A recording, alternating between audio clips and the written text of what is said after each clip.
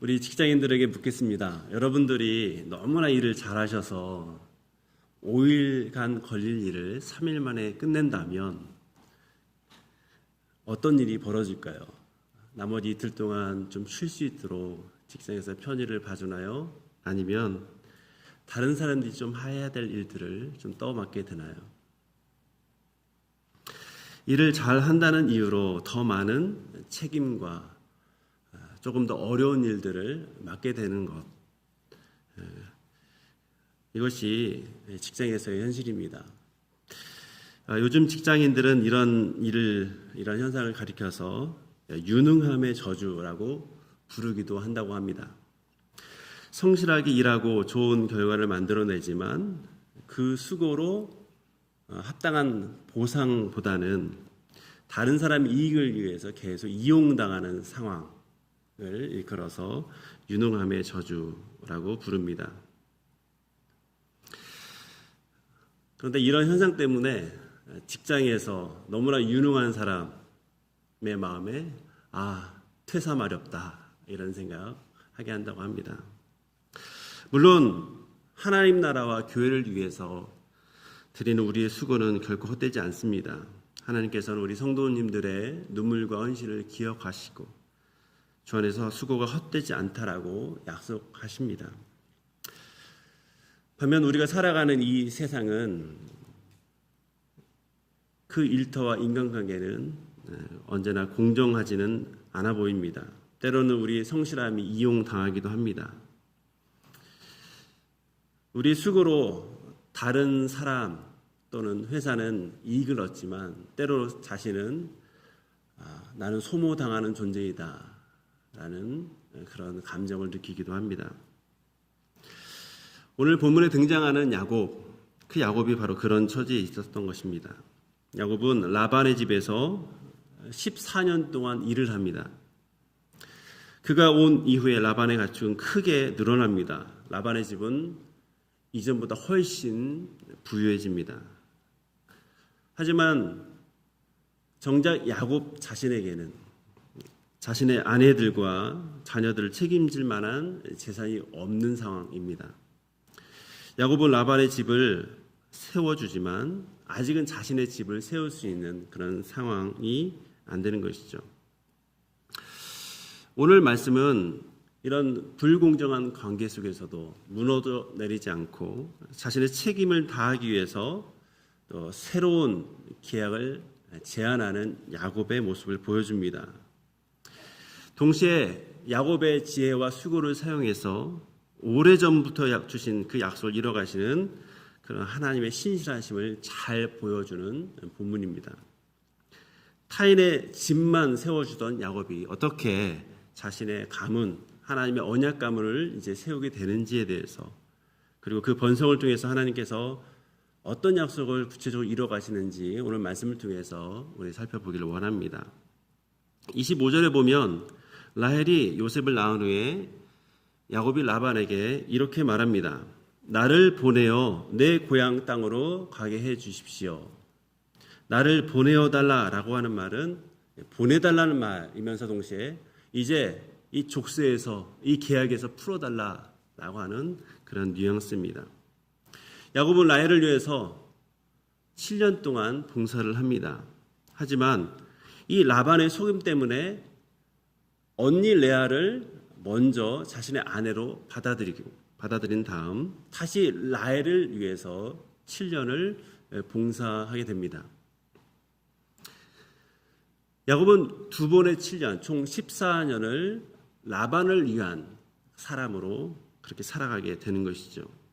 그리고 이제 그 계약 기간이 종료되었기 때문에 이제 가족과 함께 자신의 고향 가나안 땅으로 가게 해달라고 지금 요구하고 있습니다. 야곱은 26절에서 이렇게 말을 하죠. 외삼촌에게서 일하고 얻은 처자를 내게 주시어 나로 가게 하소서 라고 말합니다. 야곱은 14년의 노동을 통해서 그 값을 지불해서 두 아내를 얻고 또 12명의 자녀를 얻습니다. 그 자녀를 데리고 떠나갈 수 있도록 지금 아주 공손히 요청을 하고 있습니다. 사실 14년은 매우 긴 세월이지요. 그중 추가된 7년은 참으로 억울한 계약입니다. 그래서 야곱의 마음에 라반에 대해서 좋은 마음을 가질 수 없었을 겁니다. 그런데 이제 계약이 됐다는 그 이유만으로 무리하게 그 인간관계를 끊지 않고 오히려 공손하게 말합니다. 내가 가진 권리는 분명하게 이야기하지만 라반에게는 공손하게 말하고 있는 것이죠. 그러면 왜 야곱이 이렇게 공손하게 말을 하고 있을까요? 라반이 그 가문의 족장이어서 그럴까요? 소위 자신의 회사 사장님 같은 존재여서 그럴까요?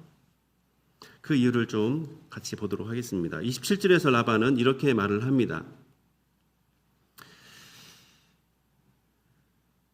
여호와께서 너로 말미암아 내게 복 주신 줄을 내가 깨달았느니 내가 나를 사랑하거든 사랑스럽게 여기거든 그대로 있으라. 이 뒷부분에 내가 나를 사랑스럽게 여기거든 이라는 이 번역을 지적하면 내가 당신 눈에 은혜를 얻었다면 이라는 뜻입니다. 근데 이 표현이 성경의 곳곳마다 있습니다. 이 표현은 창세기 33장 또 창세기 18장에도 나오는데 상대방에게 무언가를 부탁할 때 사용하는 공손한 그 표현을 나타내는 관용구인 것이죠. 권위를 중시하는 고대 근동 사회에서 주로 아랫사람이 윗사람에게 뭔가를 얘기할 때 사용하는 말, 이것이 바로 이 27절에 있는 말입니다. 그런데 오히려 윗사람인 라반이 지금 아랫사람인 야곱에게 이 공손한 관용구를 사용하죠. 왜 그러겠습니까? 라반이 야곱을 붙잡아 두려 하기 때문이죠. 처음에 야곱은 빈손으로 신부를 찾아서 왔습니다. 그때 협상의 주도권은 라반이었던 것이죠.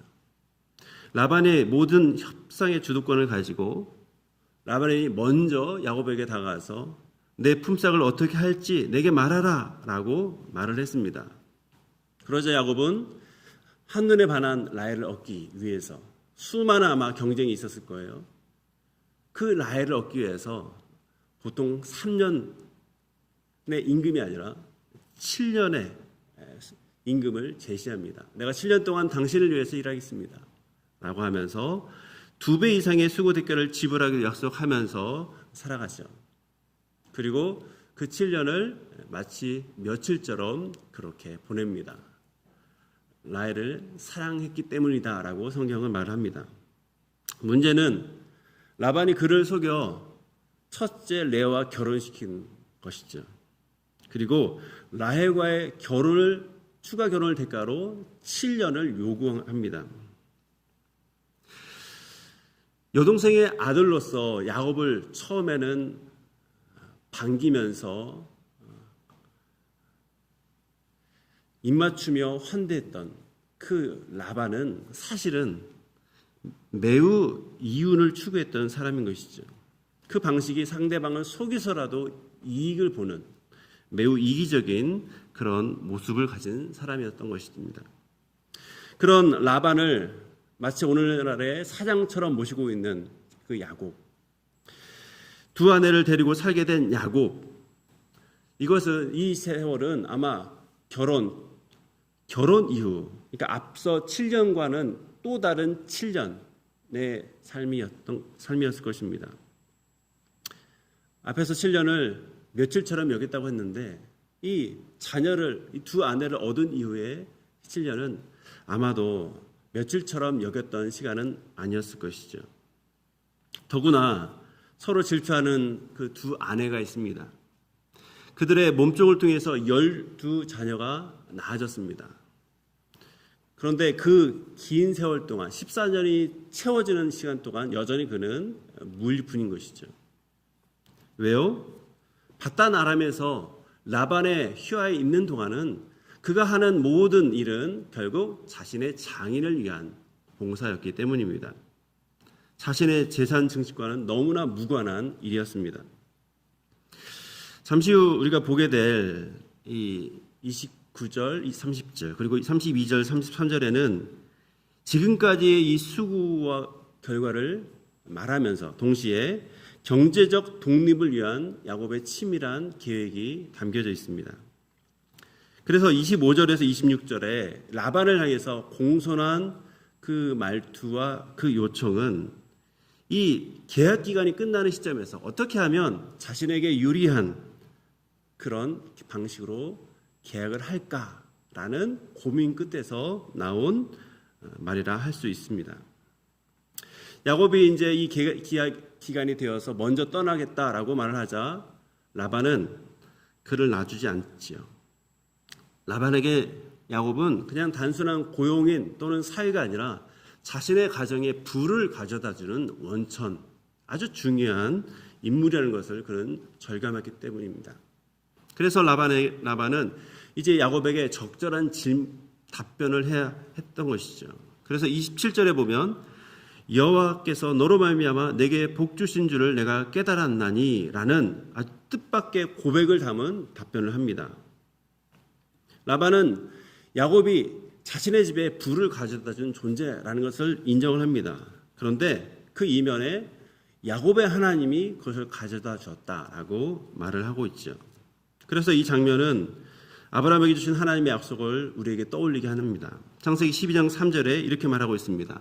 너를 축복하는 자에게는 내가 복을 내리고 너를 저주하는 자에게는 내가 저주하리니 땅의 모든 족속이 너로 말미암아 복을 얻을 것이라. 지금 아브라함에게 약속된 그 복이 지금 손자 야곱을 통해서 라반의 집까지 흘러가고 있죠. 분명 라반은 하나님의 약속 안에 있는 사람은 아닙니다. 하지만 하나님의 언약을 받은 야곱과 함께 있기 때문에 라반이 그토록 중요하게 여겼던 물질적인 복을 놀랍도록 경험하고 있는 그런 상황인 것입니다. 물론 라반의 이런 하나님에 대한 고백은 사실 다른 이면의 속셈도 있습니다. 자신에게 복의 통로가 되는 야곱을 계속 붙잡아 두려는 의도가 있는 것이죠. 사실 라반에게 중요한 것은 여호와에 대한 고백이 아니라 야곱이 떠나면 자기 재산의 증가도 멈춰질 수 있다라고 하는 이 현실에 대한 위기감인 것이죠. 그에게 필요한 것은 야곱의 떠나감이 아닌 것입니다. 그래서 28절에서 라반은 말을 하죠. 내 품삯을 정하라. 내가 그것을 주리라. 여러분 14년 전에 라반이 야곱에게 했던 말입니다. 그런데 이 말을 한 이후에 라반은 전혀 예상하지 못하는 방식으로 야곱을 무려 14년 동안 붙잡아 두는 거죠. 그런데 지금은 그때와 좀 다릅니다. 이미 야곱은 자신의 노동 능력을 충분히 발휘해서 라반에게 유익을 끼친 사람입니다. 그리고 약속된 14년도 다 채웠습니다. 물론 결혼이라는 목표도 이룬 상태입니다. 그런데 라반은 그가 떠나는 것이 내키지 않은 거죠. 그래서 라반은 야곱에게 이전처럼 먼저 조건을 네가 원하는 조건 얘기해봐라 라고 말합니다. 그런데 오늘 본문에 보면 야곱은 이 제안에 따라서 사실 조건을 말하지 않고 좀 뜸을 들입니다. 즉시 품삯의 액수를 말하지 않고 먼저 라반을 위해서 자신이 어떻게 일해왔는지를 상기시는 거죠. 그것이 29절입니다. 여기서 야곱은 자신의 능력을 과장하거나 자랑하지 않습니다. 다만 라반도 부인할 수 없는 그 사실, 그것을 계속 늘어놓는 거죠. 왜 그럴까요? 야곱이 원하는 그 계약을 이루기 위해서 지금 말을 하고 있습니다. 그러니까 지금 이 자리는 소위 말해서 임금 협상 자리이고 그 협상 자리에서 자신에게 유리한 그런 계약을 할 수 있도록 지금 야곱은 말하고 있는 것이죠. 30절이 그 내용이죠. 야곱이 오기 전과 온 후를 대조를 합니다. 라반의 소유는 야곱의 관리 아래서 매우 크게 늘었습니다. 야곱은 자신이 라반의 재산 증식에 실질적인 기여를 했다는 것을 말을 하고 있죠. 하지만 맨 마지막 30절에 이 번성의 궁극적인 원인은 나의 능력이 아니다. 오히려 하나님께서 주시는 능력이다라고 고백을 합니다. 그런데 라반도 그렇고 야곱도 그렇고 다 인정하는 것은 뭐냐면 그래, 복주심은 하나님으로부터 오는 거야 라고 하는 것이죠. 그리고 이제 야곱은 오늘 중요한 본문의 질문을 합니다. 그것이 30절입니다. 우리 같이 한번 읽도록 하겠습니다. 내가 오기 전에는 외삼촌의 소유가 적더니 번성하여 때를 이루었으니 내 발이 이르는 곳마다 여호와께서 외삼촌에게 복을 주셨나이다. 그러나 나는 언제나 내 집을 세우리까. 여기서 집을 세운다는 것은 건축을 한다는 의미가 아니죠. 한 가문을 일으켜 세운다라는 그런 표현입니다. 즉 여기서 내 집은 내 건물이 아니라 내 장막이 아니라 야곱의 가문을 의미하는 것이죠. 야곱은 지금까지 라반의 집을 세우는데 매우 지대한 공헌을 했습니다. 하지만 정작 자신의 아내들과 자녀들을 위한 경제적 기반은 전혀 마련되지 않은 상태입니다. 왜 그렇습니까? 라반과의 장기 계약 때문인 거죠. 불공정 계약 때문입니다. 라반이 이제 묻습니다. 그러면 내가 무엇으로 내게 주랴? 라고 31절에 말합니다. 그러자 야곱이 대답하죠. 외삼촌께서 내게 아무것도 주시지 않아도 나를 위해서 이 일을 행하시면 됩니다. 그러면 제가 다시 외삼촌의 양떼를 먹이고 지키겠습니다. 라고 말합니다. 이전과 같은 그런 방식의 계약이 아니라 야곱이 원하는 그 계약 방식이 있다는 거예요. 그것은 지급이 미뤄지거나 조건이 바뀔 그 가능성을 원천 차단하는 나름의 야곱의 방식입니다. 그 방식이 뭐냐? 바로 32절에 있습니다. 이 32절 보면 특정한 외형을 가진 가축들을 자기의 가축으로 삼을 수 있도록 해달라라고 제안을 합니다. 32절에 보면 많은 수급을 요구하지 않지요. 그래서 겉으로 보기에 이 조건은, 이 계약은, 이 제안은 라반에게 매우 유리한 것처럼 보입니다. 그리고 뒤에 보면 라반이 선뜻 이 계약에 응하죠. 그러면 당시 라반이 소유한 그 가축 중에서 야곱이 제안한 32절에 있는 것처럼 아롱지고 점있고 검은 것, 염소 중에는 점있고 아롱진 것이 상대적으로 적었던 것으로 보입니다. 야곱의 이 제안에는 매우 중요한 목적이 있습니다. 그건 뭐냐면 겉으로 볼 때 야곱의 목과 라반의 목이 확연하게 구분할 수 있게 하려는 목적인 것이죠. 33절에 보면 후일에 외삼촌께서 오셔서 내 품삯을 조사하실 때 나의 의가 내 대답이 되리이다 라고 말합니다. 그리고 만약에 혹시 내 것에 이 계약 조건과 관련된 없는 위반된 그런 소위 말해서 점 없고 검지 아니한 깨끗한 그런 양과 염소가 있다면 그거는 도둑질한 거로 저는 생각하겠습니다 라고 말을 하죠.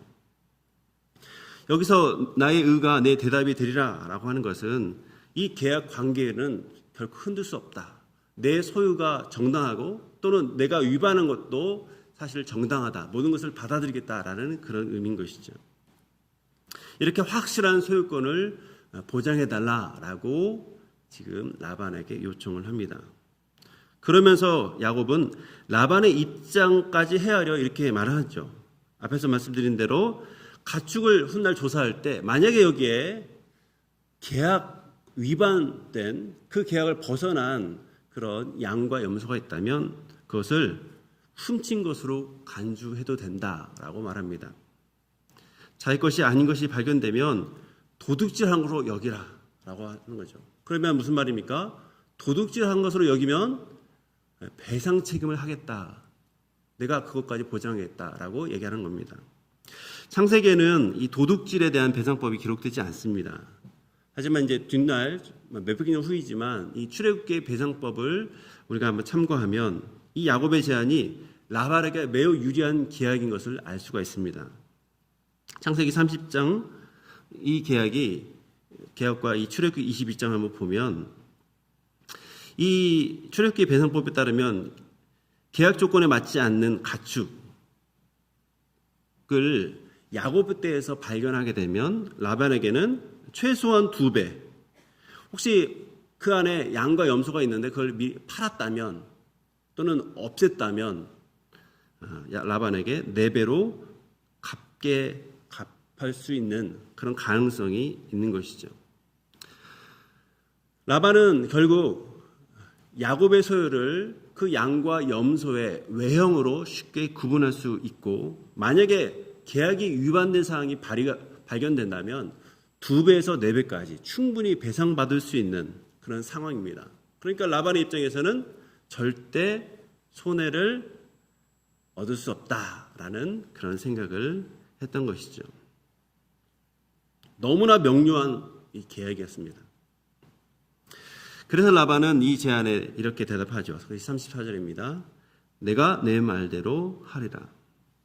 물론 라반이 즉각 대답했는지 좀 생각하고 대답했는지는 사실 잘 모릅니다. 하지만 분명한 것은 이 조건을 수용한 것을 보면 라반의 입장에서는 이건 너무나 유리한 조항이야, 계약이야 라고 아마 판단했던 것 같습니다. 그런데 라반은 알지 못하지요. 이 자신에게 이득이 될 그것으로 보였던 이 계약이 앞으로 어떤 결과를 초래할지 그런 사실 잘 몰랐던 것이죠. 그런데 놀랍게도 라반은 계약이 체결된 다음에 바로 움직입니다. 그것이 35절이죠. 우리 같이 한번 읽도록 하겠습니다. 그날에 그가 순염소 중 얼룩무늬 있는 것과 점 있는 것을 가리고 암염소 중 흰 바탕에 아롱진 것과 점 있는 것을 가리고 양 중에 검은 것들을 가려 자기 아들들의 손에 맡기고, 가린다는 것은 분리시킨다라는 의미예요. 계약 당일날 야곱의 품삯으로 그 외형적인 외형으로 볼 때 이거는 야곱의 품삯이 될 만한 그것들을 그 당일에 다 가려가지고 분리시켜서 지금 자기 아들들에게 맡기는 거죠. 여러분, 이 계약을 누가 지금 주도하고 있습니까? 야곱이 주도하고 있어요. 야곱은 자신의 양 염소떼에 대해서 너무나 잘 알고 있었을 겁니다. 아마도 야곱의 입장에서는 그래, 이 정도까지는 우리 장인이 잘 좀 쳐졌겠지 생각을 했을 겁니다. 그런데 오늘 보십시오. 계약 체결 직후에 한 이 라반의 모습 보십시오. 정말 라반은 조금이라도 손해 보지 않으려고 너무나 부지런하게 움찔 것이죠. 그리고 이런 모습을 본 야곱은 참으로 황당했을 것이죠. 아니, 계약을 체결했는데 지금 자신에게 모든 유리한 조건으로 삼도록 자신의 그 양 중에 야곱의 양이 될 수 있는, 그 염소가 될 수 있는 그 짐승들을 분리해서 지금 자신의 아들들에게 보내는 장면, 참 야곱은 황당하기도 하고 좀 분하기도 했을 겁니다. 그런데 야곱도 움직이죠. 그것이 37절입니다. 야곱은 몇 종류의 나뭇가지를 가져옵니다. 이런저런 그 나무에 대해서 설명하기보다는 여기서 중요한 것은 나무의 종류가 아니라 그가 한 행위입니다. 그 가지의 껍질을 벗겨서 이 밝은 색과 짙은 색이 교차하는 무늬를 만듭니다. 여러 종류의 그 가지로 만든 이 줄무늬 막대기는 결국 야곱이 품삯으로 받기로 한 그 양과 염소, 얼룩지고 무늬 있는 가축의 외형을 시각적으로 재현한 것이죠.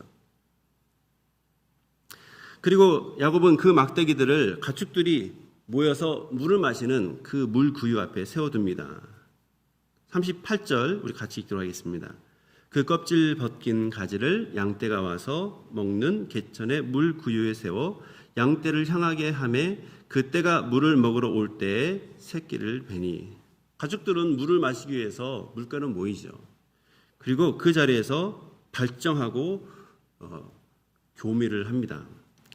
오늘 본문에서 새끼를 베니라고 번역이 되었지만 이것은 즉각 임신을 했다라는 의미가 아니라 발정하여 교미하게 되었다라는 의미입니다. 야곱은 양들이 서로 만나기 쉬운 그 장소인 이 물가, 그리고 물구유 주변에 이 발정나서 서로 교미하기 쉬운 그 장소에 그가 만든 이 줄무늬를 드러나게 이렇게 세우는 것이죠. 그러면 이게 도대체 뭐야? 라고 생각할 수 있습니다. 왜 그랬을까요? 고대 근동 당시에 동물들이 교미할 때 바라본 그 모양이 태어날 새끼의 외형에 영향을 준다라고 믿는 관념이 있었다라고 합니다. 오늘날 태기와 같은 그런 믿음을 가지고 있었던 것이죠. 그래서 야곱 역시 이런 생각을 가져서 자신의 목축 경험에 따라서 그래 많이 모이는 그곳에 자신이 만든 자신이 원하는 그 외형의 짐승을 얻기 위해서 그곳에 나뭇가지를 이렇게 겹쳐가지고 얼룩달룩한 나뭇가지를 세우고 그 양들이 그것을 보고 교미를 하여서 그 새끼를 자신이 유리한 그 새끼를 얻도록 이런 방식을 취한 것이죠. 물론 과학적으로는 전혀 맞지 않는 이야기입니다. 하지만 언제나 내 집을 세우리까 라고 하면서 라반과 계약한 이 야곱의 입장에서는 그가 가진 상식선에서 정말 최선을 다하고 있는 그런 모습이죠. 뒤이어 창세기 31장에서는 이 야곱이 가축이 늘어난 궁극적인 이유가 하나님의 개입과 돌보심이었다라고 밝힙니다. 야곱의 입장에서는 자신이 할 수 있는 최선의 행동을 한 것이고 그러나 그 결과를 이루신 분은 하나님이시다라는 것을 성경꾼들에게 알려줍니다.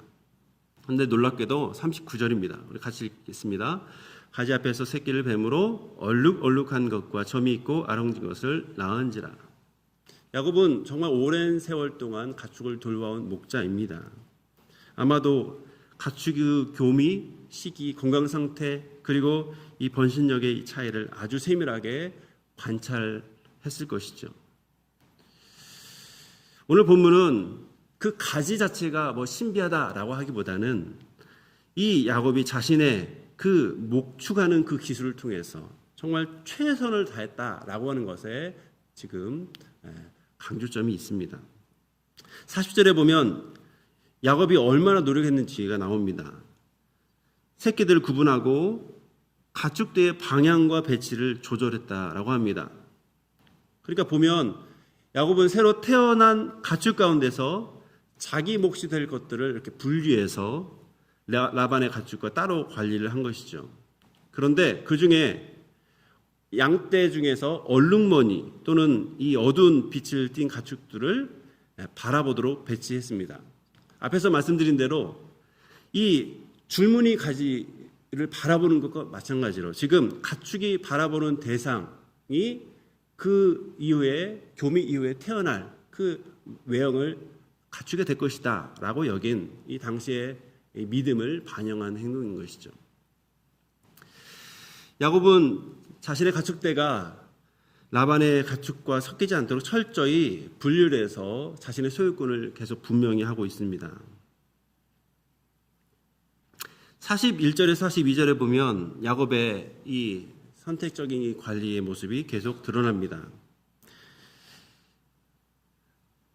모든 가축에게 같은 방식으로 하지 않고 튼튼하고 건강한 가축이 있으면 그 가축이 발정하여 교미할 때만 자신이 만든 그 얼룩얼룩한 그 가지를 세워놓는 것이죠. 그리고 약한 가축이 교미할 때는 자신이 가지고 있는 그 가지를 치워버린 겁니다. 즉 야곱의 행동을 보면 단순히 막대기를 바라보는 것이 아니라 건강한 짐승, 건강하지 않은 짐승을 구분해서 그 번식 시기를 선택적으로 그렇게 관리하려는 그 의도가 있는 것이죠. 우리가 이 내용을 다 알 필요는 없습니다. 하지만 분명한 것은 이 37절부터 42절을 통해서 우리에게 보여주는 것은 야곱은 가축을 그 상태를 세심하게 관찰하고 돌보는 아주 경험 많은 그 목자였다라는 사실입니다.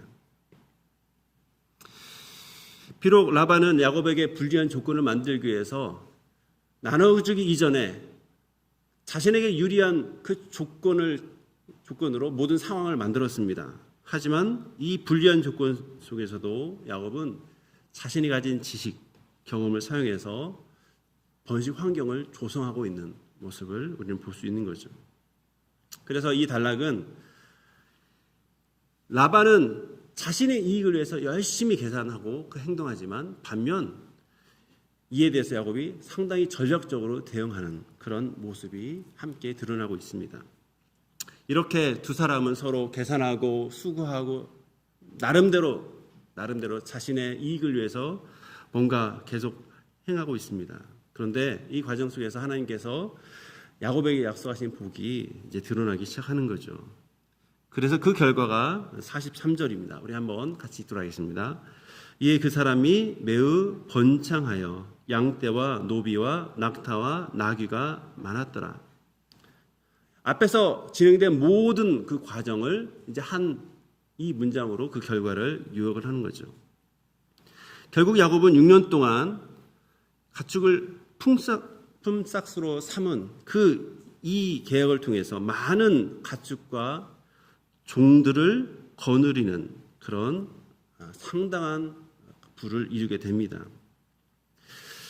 그의 부가 얼마나 되는지에 대해서 오늘 본문은 나타나 있지 않지만 뒤에 창세기 32장 우리 13절에서 15절까지 보면 가나안으로 돌아갈 때 이 에서에게 줄 그 예물이 나옵니다. 선물이 나오죠. 이를 통해서 야곱의 현재 재산의 규모를 예측해 볼 수 있습니다.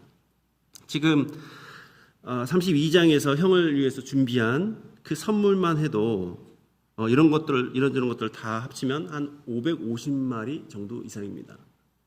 그런데 줄 선물만 이 정도면 그가 가진 재산이 얼마나 될까요? 야곱은 이제 많은 가축을 가질 수 있고 또 심지어 종과 또 다른 지역으로 이동할 수 있는 낙타도 갖추게 된 그런 사람이 됩니다. 20년 전에 정말 지팡이 하나 가지고 떠났던 그 나홀로의 여행이었지만 이제는 가족과 함께 가족을 안전하게 그리고 약속의 땅으로 가서도 충분히 잘 살아갈 수 있는 그 재산을 이루게 되는 것이죠. 오늘 본문 마지막 부분에서 특별히 주목할 표현은 매우 번창하다라는 표현입니다. 베델에서 하나님께서 야곱에게 주셨던 약속이 있죠. 창세기 28장 14절입니다.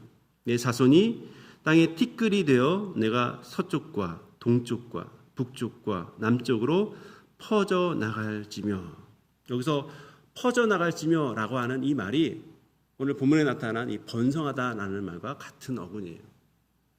그러니까 베델에서 20년 전에 야곱에게 약속하신 그 약속이 지금 야곱의 실제적인 이 모습을 통해서 이루어진 것을 지금 보여주고 있는 것이죠. 이렇게 야곱의 번성은 베델에서의 하나님의 약속이 실현됐다, 드디어 나타났다라고 하는 것을 잘 드러내는 그런 모습이었습니다. 하나님께서 야곱에게 아내도 주시고 자녀도 주시고 그 가족을 책임지고 이끌 수 있는 현실적인 이 기반도 마련해 주신 것이죠. 야곱의 가족은 장차 한 민족으로 세워지기 위해서는 많은 가족이 필요했습니다. 그리고 그 가족이 필요한 재산도 필요했어요.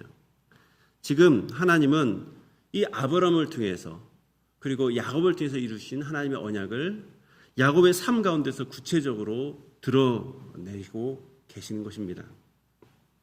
물론 이 상황 가운데서 야곱은 가만히 결과를 기다리기만 하진 않았습니다. 앞에서 말씀드린 대로 교미 시기를 구분하고 또 가축의 상태를 관찰합니다. 튼튼한 가축, 약한 가축을 따로따로 나름대로 관리합니다. 자신이 가지고 있는 목축의 경험, 또 자신이 발휘할 수 있는 지혜를 다해서 지금 재산을 증식하기 위해서 노력하는 모습을 우리는 볼 수 있는 것이죠. 그렇지만 그 수고에 결실을 주시는 분은 하나님이시죠. 여러분, 계약 당일날 라발이 어떻게 행동했습니까? 야곱에게 유리한 모든 것은 가져갔어요. 그리고 그 이후로 야곱이 재산을 잃은 규모를 보십시오. 그가 열심히 했겠지만, 비과학적인 방식으로 열심히 했겠지만 결국 우리가 생각하는 것보다 그 이상의 규모의 재산을 잃었던 것이죠.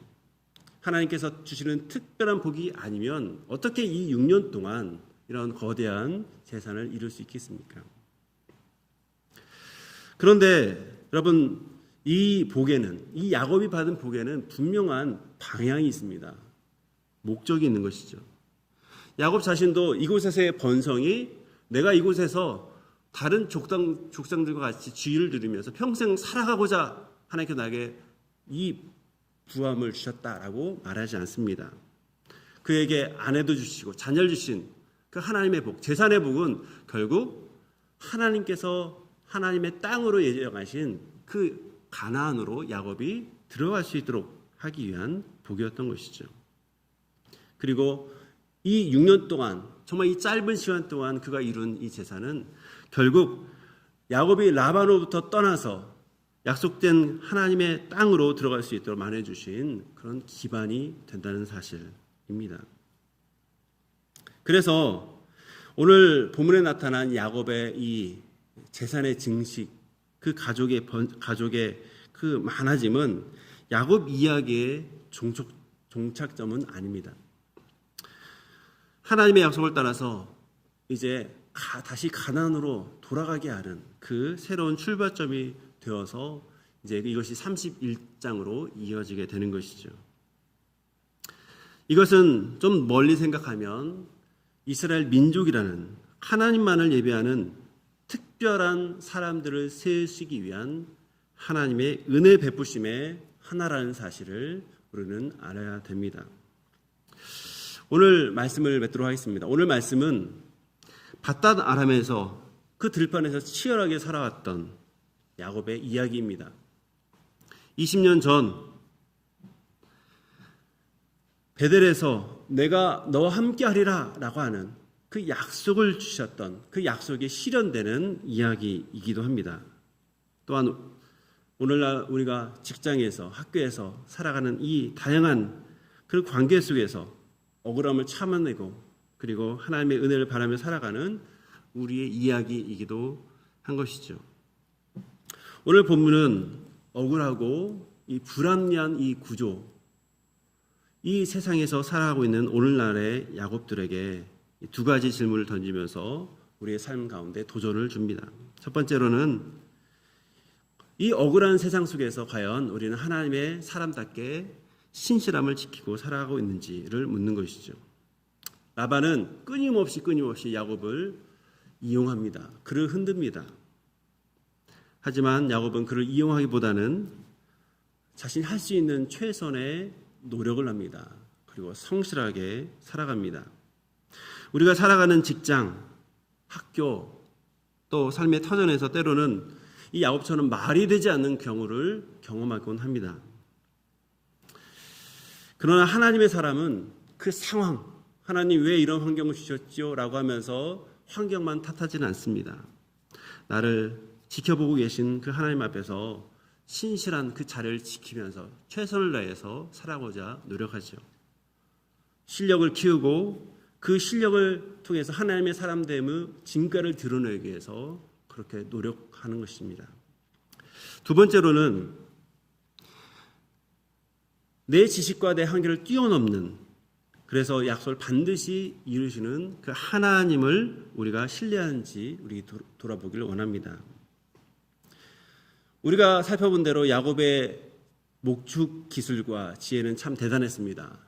하지만 또 다른 면에서는 그 한계는 아주 명확한 것이죠. 야곱이 재산을 이렇게 상당한 증식을 할 수 있었던 그 근본적인 이유는 그의 기술, 그의 성실 때문이라기보다는 하나님께서 20년 전에 베델에서 약속하신 그 약속을 하나님께서 이루셨기 때문인 것이죠. 결국 하나님께서 하나님의 백성들에게 두신 그 뜻은 세상이 아무리 방을 해도 막을 수 없다는 사실을 우리는 마음 깊이 새겨야 하는 것입니다. 사랑하는 여러분, 하나님께서 야곱에게 이런 복을 주신 이유, 그것은 라반처럼 잘 먹고 잘 살라라고 하는 것이 아닙니다. 약속의 땅으로 돌아가서 하나님의 가문을 세우라라고 하는 이 사명 때문인 것이죠.